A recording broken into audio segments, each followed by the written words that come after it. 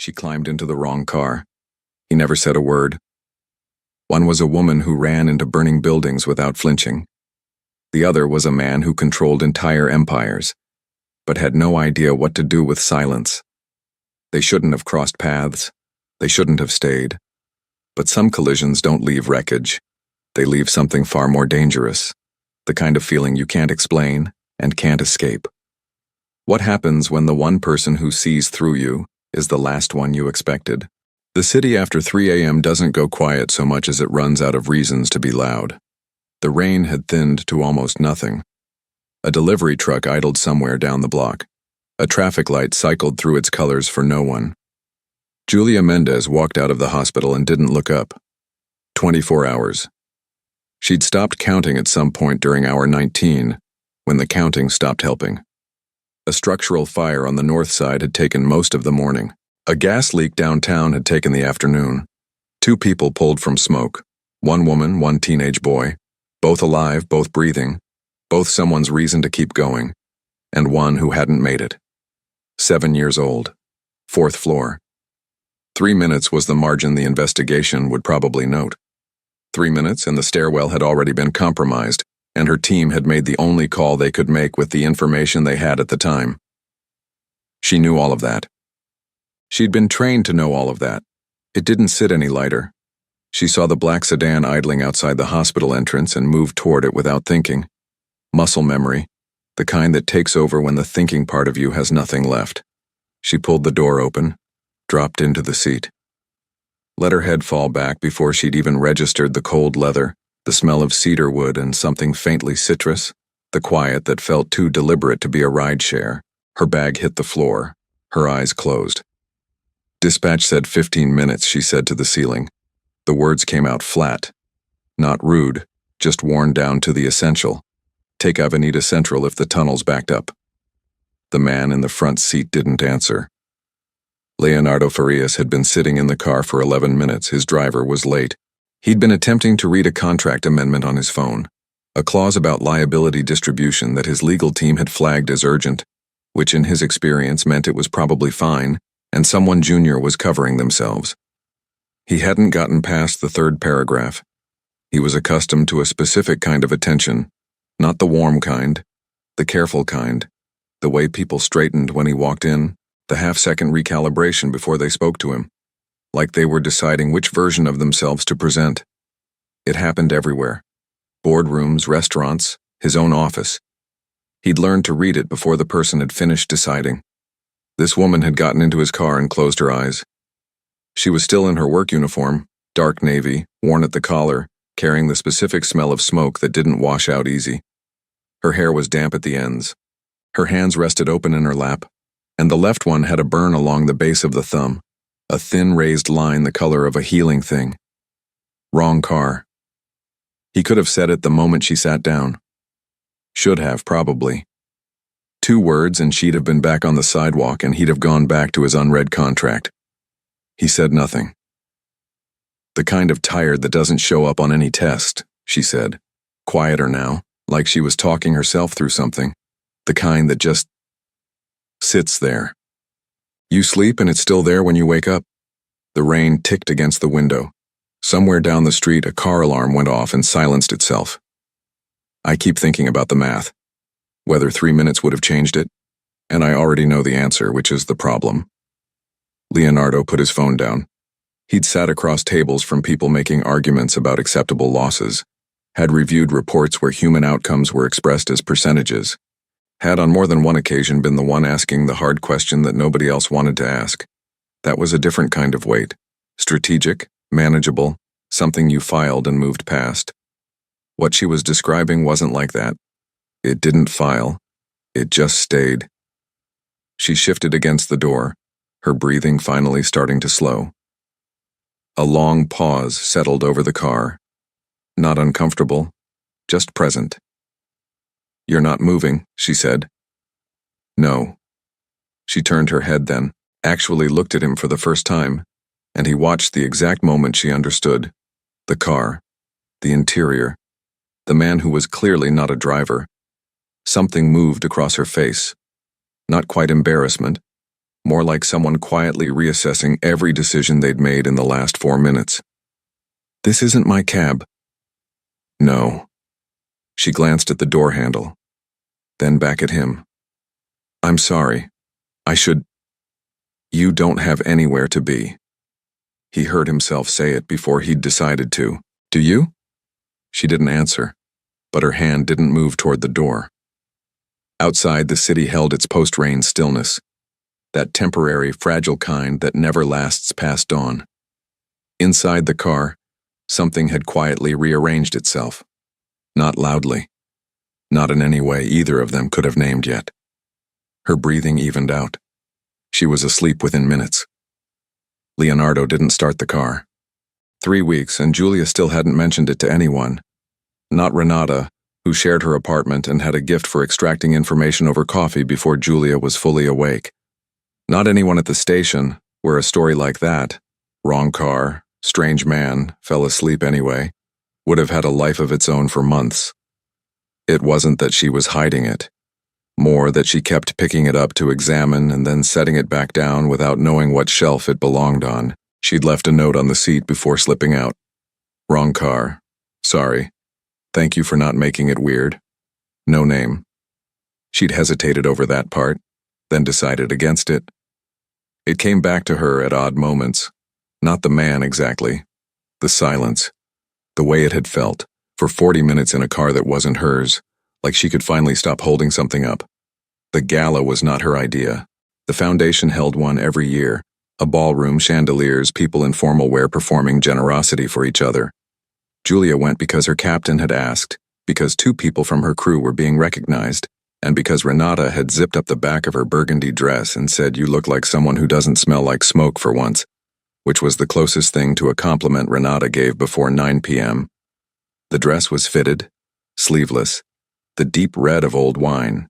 Julia wore it the way she wore anything that wasn't her uniform, with a faint awareness of the gap between how she looked and what she'd been doing 48 hours before.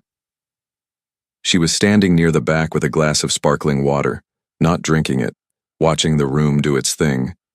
That was when she saw him. She placed him before she understood how. It wasn't his face. She'd barely seen it that night, just a profile in the glow of the streetlights. It was the way he carried himself through the crowd. Not performance, not the practiced ease of someone working a room. Just a man who had, at some point, genuinely stopped caring whether the room approved of him, and whose body had caught up to the decision. He hadn't spotted her. She had maybe 4 seconds. She didn't move. "You found me," she said, when he was close enough that lowering her voice made more sense than raising it. Leonardo stopped. Looked at her. Something moved across his face. Small, contained, the kind of thing he probably didn't realize she'd caught. "I did." "That's not a coincidence." "No," he said. "It isn't." No apology. No deflection. She'd expected at least one of those, and the absence of them made her recalibrate slightly. Up close, in the warm light of the ballroom, he was sharper than her memory had rendered him. The kind of face that belonged in rooms like this, which she found simultaneously understandable and, for reasons she didn't examine immediately, mildly aggravating. "My rideshare account," she said. "You got my information through the app." My driver had access to the booking. I knew the foundation. It wasn't difficult to connect. I'm sure it wasn't. She'd meant that to land flat. It came out with more edge than she'd intended, which was its own kind of answer. He tilted his head, not defensively, just attentively, the way someone looks at a thing they're genuinely trying to understand rather than solve. Julia knew how to read attention. It was part of the job, parsing who needed what and how fast. This didn't fit any category she used regularly. "You left a note," he said. "You were awake." "For a while, yes. After you fell asleep." She absorbed that, filed it in the same uncomfortable place as the cedarwood smell, and the 40 minutes she couldn't entirely account for. "I wanted to find you." He said it without dressing it up. "I couldn't explain it in a way that made sense, so I stopped trying to. I just did." Around them, the gala breathed and hummed. Glasses lifted, names exchanged, the string quartet pivoting into something that wanted to be background music and kept almost succeeding. Someone nearby laughed too loudly. A photographer moved through the crowd looking for candid moments that weren't. Julia was aware of all of it in the peripheral way she was aware of a building's layout the first time she walked in. Catalogued, filed, not the thing she was actually paying attention to. "I don't know anything about you," she said, "except that your car costs more than my annual salary, and you apparently watch people sleep." Something shifted at the corner of his mouth. Not quite a smile. Almost. "That's more than most people know after a first conversation." "This isn't a conversation, you're explaining yourself." "Fair," he said. Then, without transition, "How are you doing?" Since that night. She hadn't seen that coming. Not the question itself, but the directness of it. No warm-up, no detour through small talk, no landing pad prepared in case she didn't want to answer. She looked down at her glass. "Better," she said. "Mostly." He nodded once. Didn't push. Didn't offer anything in return. Like a trade. Just accepted the mostly for what it was. Which was, she realized, more than most people bothered to do. The quartet played on. The light moved through the chandeliers and scattered across the floor in pieces. Julia didn't leave.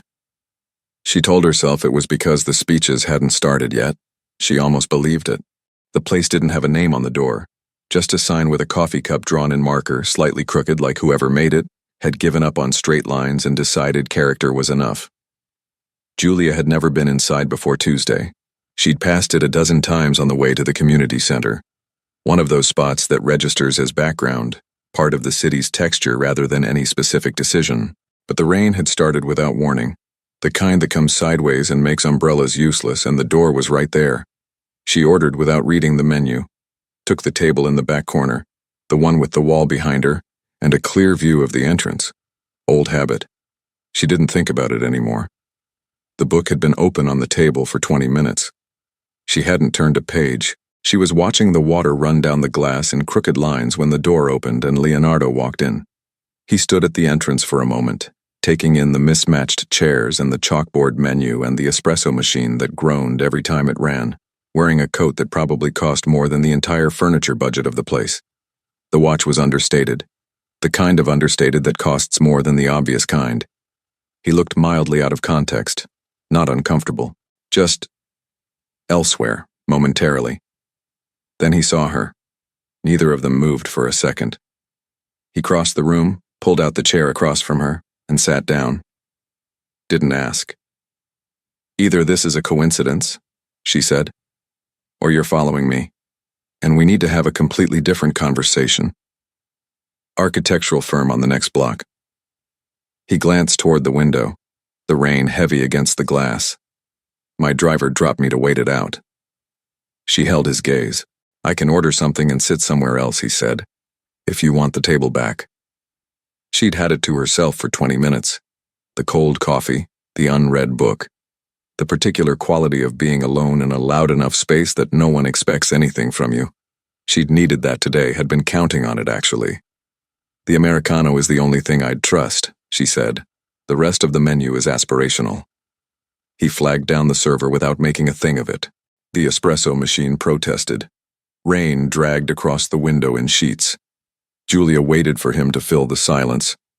Most people did, especially men with the specific kind of confidence that came with his tax bracket. But he just settled into the chair and looked at nothing in particular, and the silence stayed. She picked up her book. "You lost someone recently," he said. "Not did something happen, or you seem off. Just that." Flat and certain, she kept her eyes on the page for a beat, then closed it. "What gave it away?" "The way you were sitting before you noticed me." He curled both hands around the cup the server had brought. "There's tired, and then there's the other thing. They don't look the same." "And the book," she said a little flatly. "Same page since I sat down, yes." She hadn't noticed. That bothered her more than she wanted to show. "A boy," she heard herself say it, 7 years old, 3 weeks ago. No professional framing. No passive voice, no incident report language. Just the fact, sitting on the table between them, smaller and heavier than she expected once it was out. Leonardo didn't fill it. Didn't say I'm sorry or you did everything you could. The phrases people reached for because they wanted to help, and those were the available shapes. He just stayed where he was, both palms around the cup, and let it be what it was. Something in her chest loosened slightly, unwillingly. I keep running the numbers, she said. I know they don't change. I've read the assessment. I could recite every variable. She paused. There's still one I can't stop going back to. What does it tell you? 3 in the morning. That it was probably always going to end the same way. She looked at the table. Probably isn't the same as definitely. He was quiet for a moment, turned his cup a few degrees without drinking from it. My father used to say some numbers don't close, he said. He was talking about balance sheets, which tells you most of what you need to know about him. A pause. I thought for a long time he meant it as a kind of excuse. I think what he actually meant was, you carry the remainder. You don't resolve it. You just get better at carrying it. Julia looked at him properly. He hadn't made it about himself. Hadn't offered it as advice or comparison. Just set it down near her, like something she could pick up or leave alone. Outside, a car horn, the rain against the awning, the low murmur of 2 people at the counter debating something neither of them seemed certain about. You're strange company, she said finally. Better than expected, but strange. I've heard that before. From people who were trying to get rid of you. Mostly, yes. She almost laughed. Didn't quite. Picked up her coffee instead, cold now, had been for a while, and drank it anyway. The rain showed no sign of stopping. For the first time in 3 weeks, Julia wasn't counting the minutes until she could be alone again. The first time she let it go. They'd been walking through the Jardim district after dinner. His choice, a place with no menu in the window and a host who said his name like it was expected. And Julia had mentioned her car almost as an aside. A sound it had been making. Something she kept putting off. He had his phone out before she got to the end of the sentence. I'll send someone to your building tomorrow morning. What time works? She looked at the phone. Then at him. I have a mechanic. Where? 40 minutes out. I've been going to him since I was 22. I can have someone there by 8. Probably better equipped. Leonardo. He looked up. Whatever he saw in her face made him put the phone in his pocket. They kept walking. He didn't bring it up again. She told herself it was nothing. A reflex. The kind of move that came so naturally to men like him that it didn't even register as a choice. Problems existed. Solutions were available. The gap between them was just logistics. She wasn't offended. She understood the wiring. But then it happened with the schedule conflict she'd mentioned in passing, and the leak in her apartment bathroom, which she'd brought up once. Once, without any implication that she needed anything done about it. Each time he caught himself, or she redirected him, and each time the conversation moved on without damage. What didn't move on was the thing underneath. The assumption, automatic and apparently boundless, that every difficulty in her life was waiting for him to address it. She sat with that for almost 2 weeks before she could say what it actually was. His apartment surprised her. She'd expected something curated, the kind of space that looked designed to communicate something about the person living in it. What she found instead was organized chaos with good bones. Books stacked on the coffee table, on the windowsill, on one end of the kitchen counter. Architectural drawings spread across a dining table that clearly hadn't been used for eating in months. A lamp in the corner, with a slightly bent shade that nobody had fixed. He cooked, not showily, just moved around the kitchen with the ease of someone who'd been doing it alone for years and found it more efficient than the alternative. Julia sat on the counter without thinking about it, wine glass balanced on her knee, watching him, and realized somewhere around the 20-minute mark that she couldn't remember the last time she'd been this comfortable in someone else's home. You've never sat with a broken thing, have you? She said. Just left it. He glanced back. Where is this coming from? The car, the leak, the thing with my shift. She turned the glass slowly. You hear about a problem and you're already 3 steps into fixing it before I've said what it actually is. Is that not helpful? Sometimes. She paused. Sometimes it's just, You assume the solution is always on your end, that it's a resource thing, that you're the resource. He stirred something without responding. Not defensive, just thinking, which she'd learned to distinguish from ignoring. Usually it is, he said finally. Not always. Give me an example. She set the glass down on the counter beside her.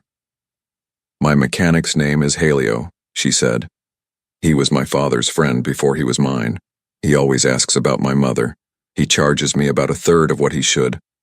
She watched Leonardo's back. Last year I showed up at his place 3 hours after closing because something started rattling on the highway and I didn't know what it was. He came out in his slippers. Stayed for an hour. A beat. You send a better equipped stranger and I lose all of that. That's not a resource problem. He'd gone still. When he turned, his expression had changed in a way she couldn't fully read. Not embarrassed, not defensive. More like a man discovering a door in a wall he'd assumed was solid. I didn't know any of that, he said. You didn't ask. Quiet. The kind that isn't empty. He turned back to the stove. She let it stay. This was the thing she couldn't quite resolve about him. He wasn't careless. She'd have found careless easier to dismiss. He remembered things. He showed up. He paid attention in ways that sometimes caught her off guard, but there was a whole frequency of experience he'd simply never had to receive, and she couldn't tell yet if that was something he could learn to hear, or if it was too deep in him, too settled.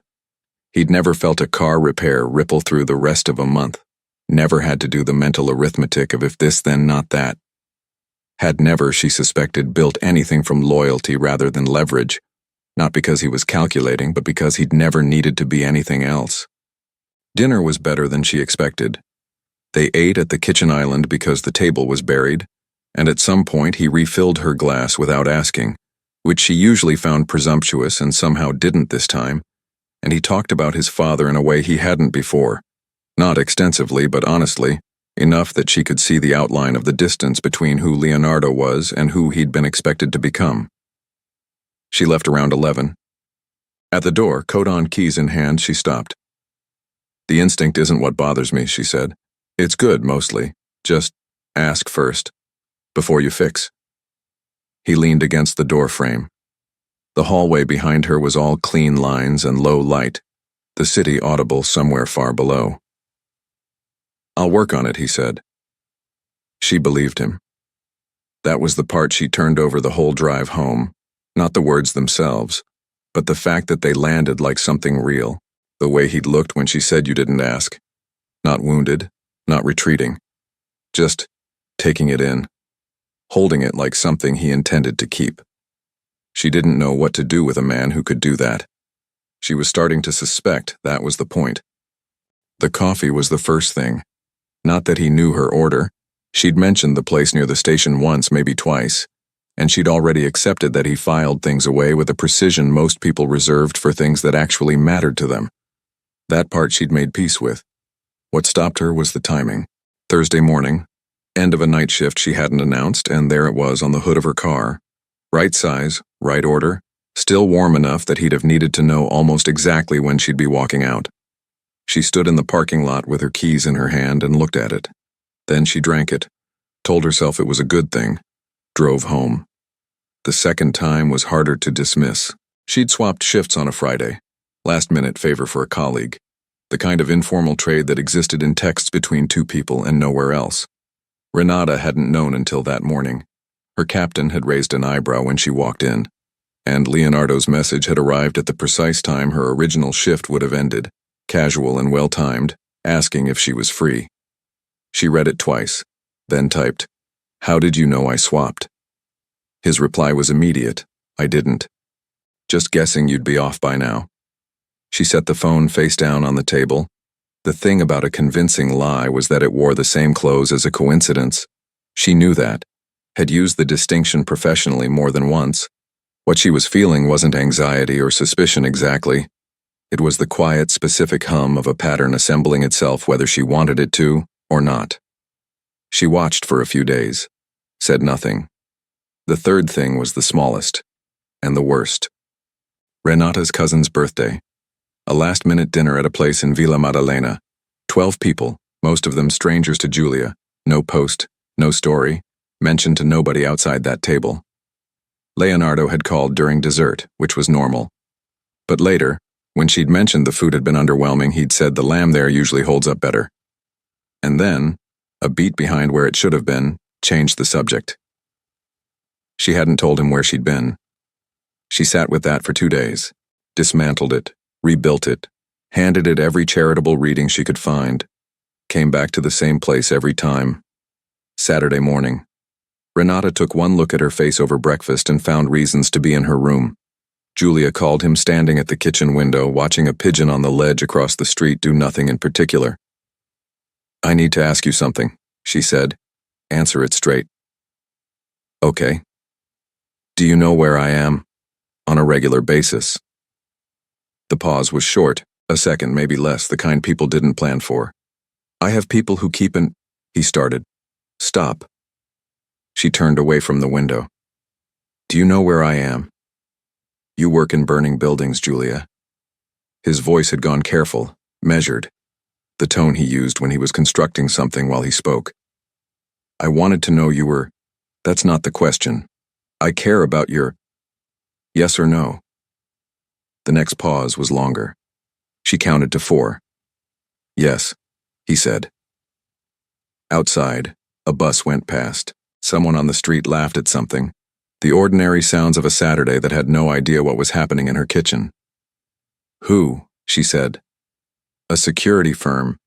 They do assessments. It's not—" "I didn't frame it as—" "You hired people." She said it slowly, "to track me." "It wasn't tracking, it was—" "Leonardo." He stopped. "Do you actually hear what you're saying right now?" Silence. The real kind. Not thinking, not preparing. Just the absence of anything good to follow it with. She'd walked into unstable structures before, had stood in rooms where the floor wasn't trustworthy and learned to move carefully and read what was real. She knew the difference between fear, which was loud, which rushed, and clarity, which was quiet and arrived without asking. This was clarity. It didn't need her to raise her voice. "I want you to think about something," she said. "Not explain it to me. Just actually think about it." She kept her eyes on the window. "When did you decide that caring about someone meant knowing where they were without telling them? And what does it say that you didn't tell me?" Nothing for a long moment. "I don't have a good answer," he said. The careful construction was gone. What was left underneath it sounded younger, less certain, more real maybe, which made it more complicated. "I know," she said. "That's the part that worries me." She ended the call quietly. Told him she needed a few days. Meant it. Not as a door slamming, not as a test, just as the honest thing. She needed to figure out whether what she'd seen was a man who'd made a serious mistake because he didn't know another way to hold something he was scared of losing, or whether it was the first visible edge of something with worse geography underneath. She wasn't sure yet. That uncertainty was its own kind of answer. Renata materialized in the doorway 18 seconds later, 2 mugs of tea in hand, wearing the face of someone who had definitely heard everything and was technically not saying so. "Don't," said Julia. "I wasn't. You were about to." "I was going to say it's complicated." Renata held out a mug, which is just an observation, not a verdict. Julia took it. The pigeon was still on the ledge across the street, doing its pointless, unhurried thing. The city moved around it without noticing. She thought about the coffee on her car hood, how it had still been warm, how she'd stood there a moment too long before picking it up, not because she was suspicious, but because it had felt, just for that second, like being known. She thought about how much she'd wanted that, how much harder that made the rest of it to hold. She didn't disappear. That wasn't her style. She just contracted, pulled back into the shape of her life before he'd started filling in the edges of it. Slower replies, rescheduled plans, phone left face down on the counter. No explanation offered, none requested. The distance was the explanation. She'd learned early that the cleanest thing you could do in a situation you hadn't resolved was stop pretending you had. 4 days passed. Then the flowers arrived. Renata mentioned them over leftover rice on Wednesday evening. Tone carefully neutral, eyes not quite meeting hers. Someone had left an arrangement at the building entrance, white and pale rose. No card, just Julia's name in handwriting she recognized. Julia had gone downstairs, looked at them for a moment, and moved them into the hallway outside their apartment door.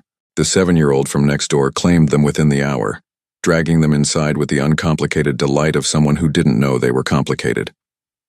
That felt right. She wasn't angry. That was the part she kept returning to, prodding it like a bruise, expecting tenderness that wasn't there. The anger had arrived fast and burned clean and left, useful in the way intense things were useful, clarifying in the way that only hurt when it's honest. What stayed behind was grayer and harder to metabolize. Not betrayal exactly.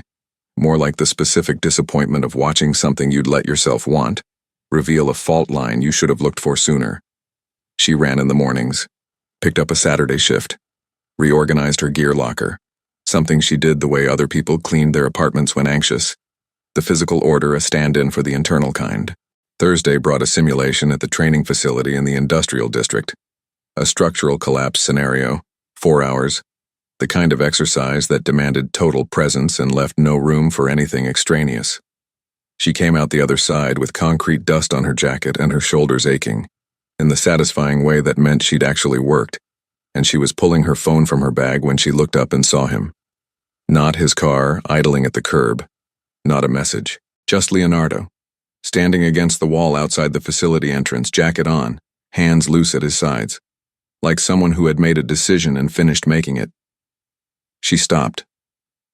"I called your captain," he said, before she could speak. "Asked if there was a way to talk to you that didn't give you the option to just not pick up. He told me you'd be finishing here. You called my captain. You weren't answering."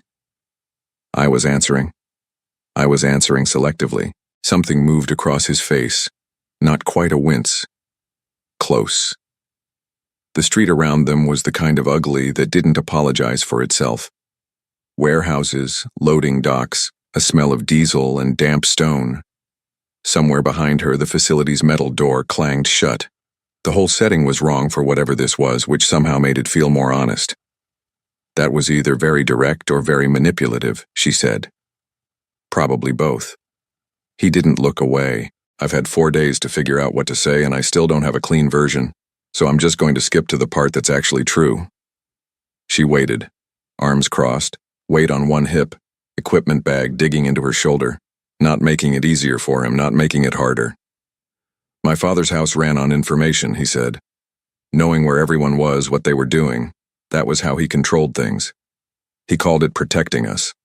I knew it wasn't, or I thought I knew." He stopped. Started again. "I've spent 15 years building something I thought was different from what he built. And then I did the exact same thing without even noticing I was doing it. Not because I don't trust you." His jaw tightened slightly. "Because I don't know how to be scared for someone and just leave it alone. I've never learned that. So I turned it into a project." A plane passed somewhere overhead, its sound arriving a few seconds behind where it should have been. Julia looked at him. Actually looked, not the quick professional read she used to assess a situation, but the slower kind she usually avoided because it let too much in. He was exhausted, not from lack of sleep, from carrying something that hadn't gotten lighter. "You want to know what's ridiculous?" she said. "Probably." I wasn't even surprised. She shifted the bag. "The second you told me, I understood it. Completely. Where it came from, what it meant. All of it." She looked past him briefly, then back. "And I couldn't even be properly angry because it made too much sense, which made me angrier, which... You see the problem." "I do. It can't happen again." She said it without heat, which made it land more solidly than heat would have. Not repackaged, not scaled down. "If something worries you, you tell me." Out loud, like a person. She held his gaze. "That's the only version of this I have." "Yes," he said. Nothing added to it. The streetlights flickered on along the block, one then another, the sky having gone gray at some point without asking permission. Julia was tired in the way that lived in the joints, and she was standing in an industrial street having a conversation that required more from her than she had left tonight, and some part of her resented him for the timing, even as another part of her noted quietly that he'd come anyway. "I'm not pretending tonight didn't happen," she said, "but I can't keep standing on this street either." "Okay." "There's a place 2 blocks that direction. The coffee is genuinely bad. I'll survive." They walked. The gap between them was neither close nor pointed, just unresolved, which was its own kind of honest. Her shoulder nearly brushed his once on a narrow stretch of pavement, and neither of them adjusted for it. Inside, the place delivered exactly on its reputation. Fluorescent light, plastic seating, a laminated menu with photos that had faded into abstraction. Leonardo looked at his coffee with an expression of careful neutrality that she found, against her better judgment, faintly funny. An hour passed. They talked about nothing heavy, a development project that had hit a snag, a trainee who'd frozen during the simulation, and then recovered so fast nobody was sure it had happened. Small things. Real ones. The kind of conversation that didn't ask anything from either of them except presence. When she stood, he stood. Outside, the night had finished settling. Cold, still, the street quiet now. She pulled her jacket closed and looked at him under the yellow wash of the streetlight. The tiredness still there, but something different underneath it. Uncertain in a new way. Like a man standing in a version of himself he was still measuring. She didn't say anything. She reached over and touched his arm, just above the elbow, brief, her fingers over the sleeve of his jacket barely 3 seconds, and then turned toward her car. She didn't look back. Didn't need to. She knew he was still standing there. She could feel it the whole way down the block, steady and certain like a compass finding north. The alert came in at 11:40. Julia was midway through a pressure check on her breathing apparatus when the tone hit. That specific 2-second sound that rearranged a room without raising its voice. Around her, the station shifted, not scrambled, just redirected cleanly, the way a practice team moved when it mattered. Textile warehouse, 4 stories. Older construction, which meant unpredictable load-bearing, which meant nothing about the layout could be assumed. The sprinkler system had failed its last 2 inspections. Workers reported inside when the first units arrived on scene. She was in her gear in 80 seconds. The smoke said everything before she reached the door. Black, heavy, moving in the wrong direction. The kind that came from synthetics and treated materials catching, not wood, not paper. Julia read it from the truck while dispatch fed her the structural report, and felt the particular internal narrowing she'd learned to recognize over years. Not fear, not quite. More like everything irrelevant stepping back to let the necessary things through. Her team took the east entrance, 2nd floor then 3rd, working the layout methodically, calling out in the practiced way that didn't waste air. Radio was useless inside, too much structural interference, so they ran on hand signals and proximity and the shorthand that accumulated between people who'd been in enough bad rooms together to stop requiring complete sentences. 3rd floor, 2 workers trapped behind a collapsed shelving unit that had folded across the main exit. 1 conscious and mobile, 1 not. She got the first one moving toward her colleague, turned around, went back. The next several minutes weren't something she thought her way through. Thinking was the wrong gear for it. Her body took over.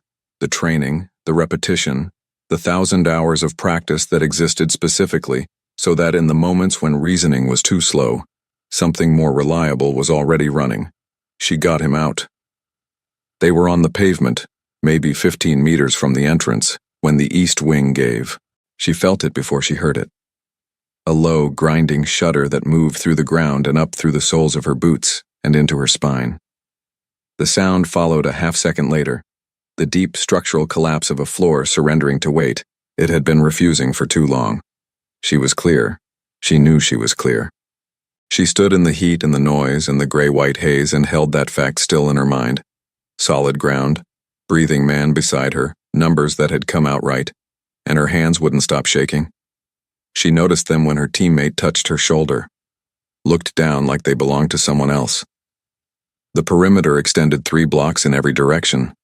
Media behind the cordons, investigators arriving, the standard organized disorder of a major incident in a dense neighborhood, bystanders doing what bystanders did, watching, phones up, unable to leave.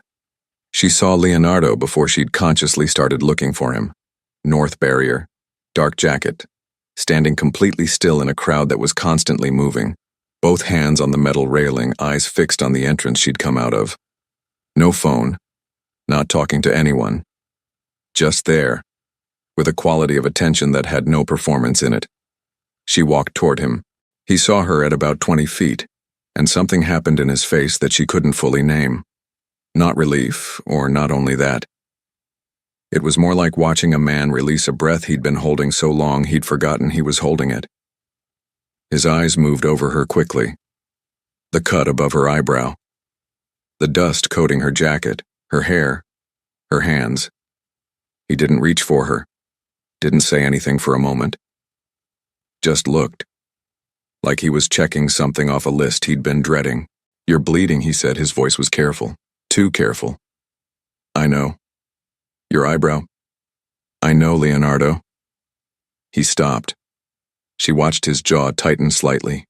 His knuckles were white on the barrier. She clocked that. Thought about how long a person had to grip something before their hands looked like that. "How long have you been standing here?" "Since the second update from dispatch." She did the math.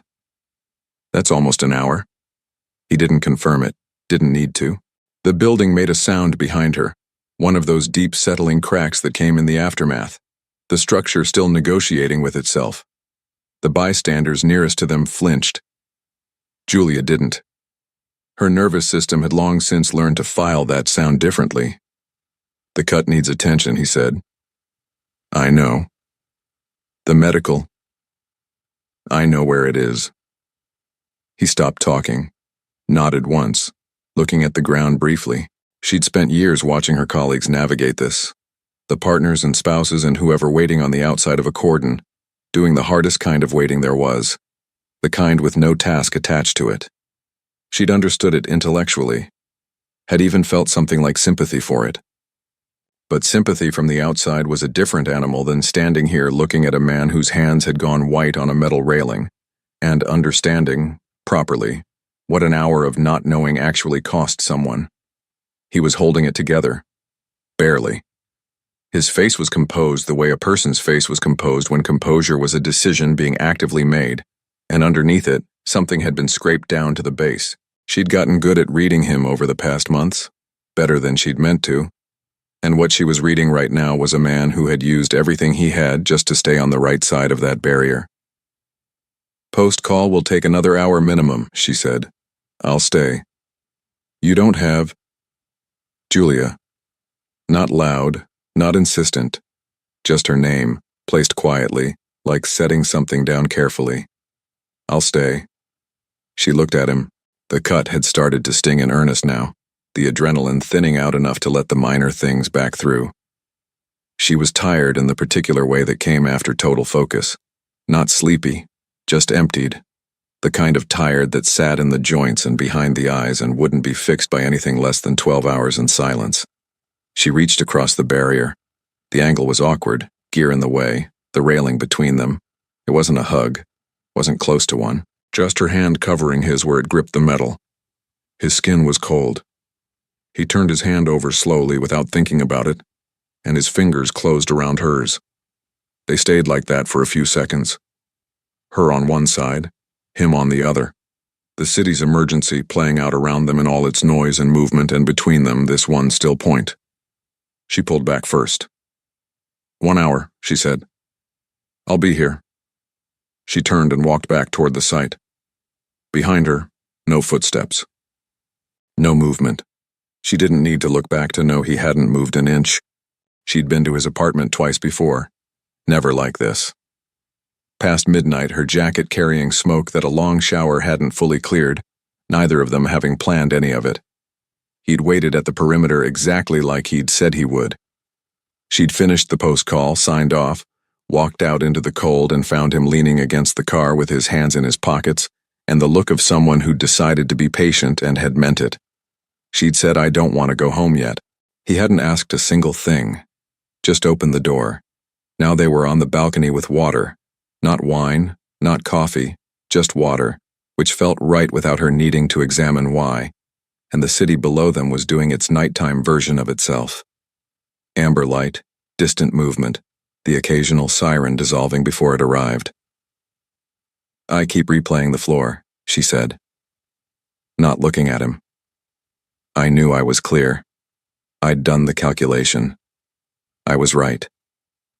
She turned the glass in her hands. I can still hear it. He didn't fill the silence. She'd stopped expecting him to weeks ago. "Does it go away?" he said finally. "It gets quieter. Few days." She exhaled slowly. "You learn to carry a certain amount of it and stop waiting for it to leave." He absorbed that without trying to fix it. Just held it. "I was terrified," he said. The careful architecture he usually built around costly things was gone. Just the words, plain, at the barrier. Nothing to manage, nothing to solve. I had to stand there and not know, and I didn't. I don't have a good way to do that.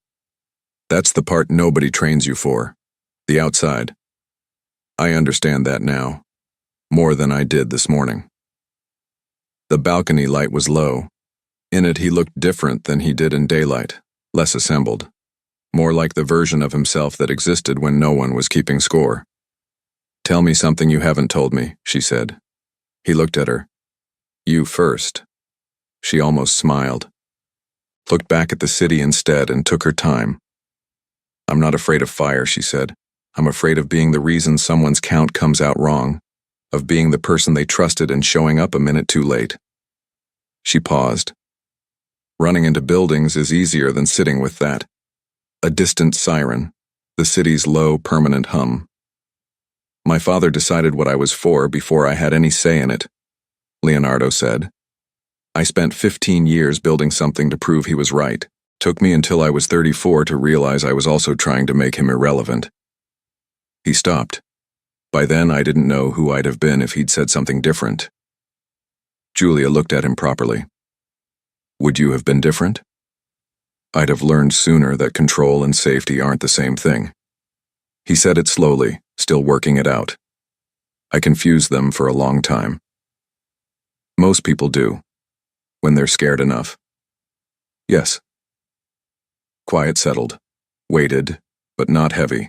She was aware of the distance between them, how little of it there was, how differently she measured it now than she would have 6 months ago. "I was glad you were there today," she said, "even with everything. I saw you at the barrier and something steadied. It shouldn't have mattered that much." He set his glass down, turned toward her. "I don't know how to do this without worrying about you," he said. "Not the firm. That's finished. That was wrong. I mean the ordinary kind. The kind that exists because you—" He paused on the last word, like he'd used it before he'd quite decided to.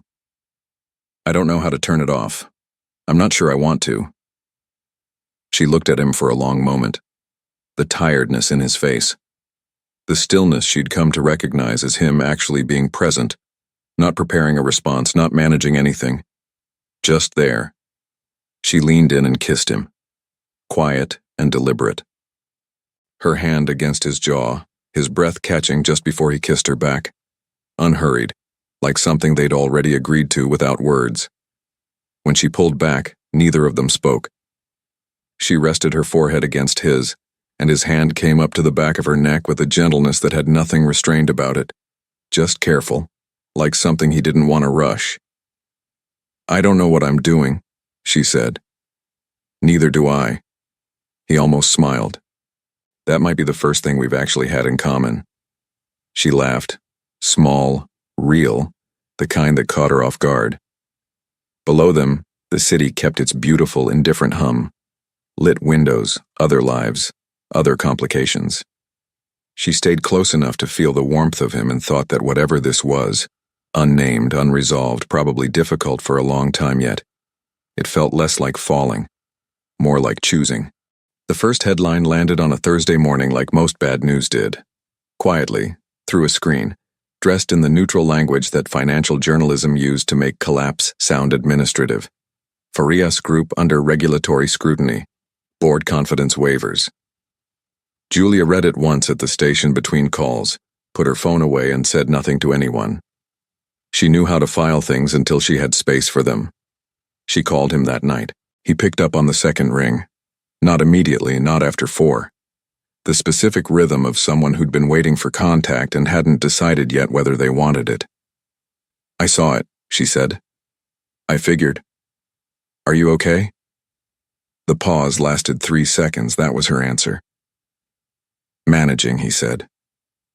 She'd used that word herself enough times to know exactly what it carried.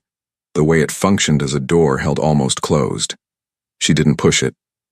Told him she'd call tomorrow, meant it, let him go. 4 more headlines followed over the next week. An internal audit. Irregularities spanning 3 years, maybe more. 2 board members whose departures were described, in the bloodless grammar of official statements, as voluntary. Investors recalibrating positions they'd apparently always held conditionally. She read them the way she read incident reports, not looking for drama, just trying to understand the architecture of what had gone wrong.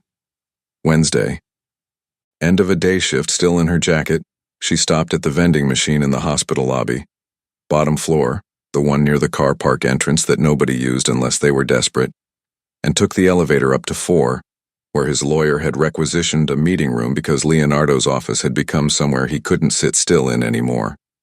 She found him in the corridor outside it, one of those chairs that hospitals provided as a concession to waiting rather than comfort. Jacket on, tie pulled loose, a paper cup on the floor beside him that had gone cold probably an hour ago. He was staring at nothing specific, the middle distance that people stared at when they were replaying something they couldn't change. He heard her and looked up. She held out the vending machine cup. "It's bad." "I know." He took it anyway. "Thank you." She sat down beside him. The corridor had the suspended quality that hospital hallways got in the afternoon. Not silence exactly, just everything moving at half speed. A printer somewhere. The soft hydraulic close of a heavy door. "You didn't need to come," he said. "I know. The meeting's not done. Ramirez is still—" Leonardo. The way she said his name stopped him cleanly, not sharp, just certain. "I'm not here for the meeting." He looked at her, and something in his face came undone. Not dramatically, just the particular way a person's composure shifted when the audience they'd been performing for had finally left the room. "It's not the money," he said. His voice was lower than usual, stripped of its usual evenness. "I knew the structure had problems. I let people convince me it was fine because fixing it would have meant admitting I'd built parts of it wrong."